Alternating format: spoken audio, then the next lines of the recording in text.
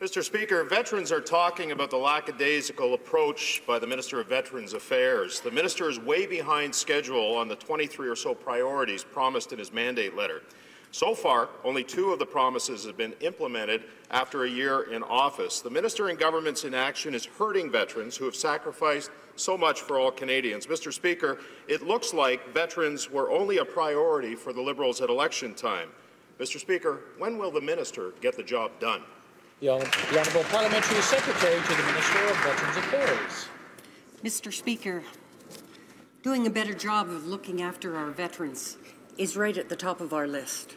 We understand the abuse and the neglect that they suffered over the last 10 years. And making some of these changes is going to take time. But we have hired new people, we've opened new office, we have new conversations, and we're going to get this mandate letter done, and we're going to do it in time. Thank you, Mr. Speaker. Member for Barrie Innisfil.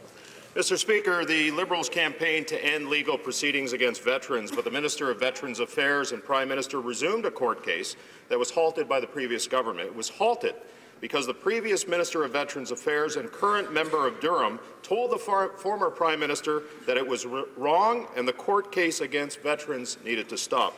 Mr. Speaker, why won't this minister stop listening to the bureaucrats, show leadership, and tell his Prime Minister to stop fighting veterans in court?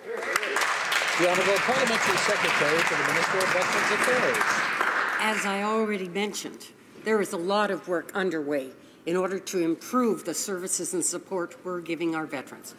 And it is unfortunate that this group of veterans felt that they had to take the previous government to court in order to do that.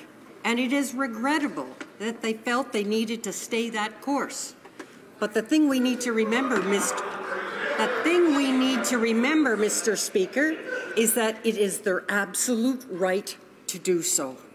We are working hard to solve the issues that were brought up, and we're going to get them solved.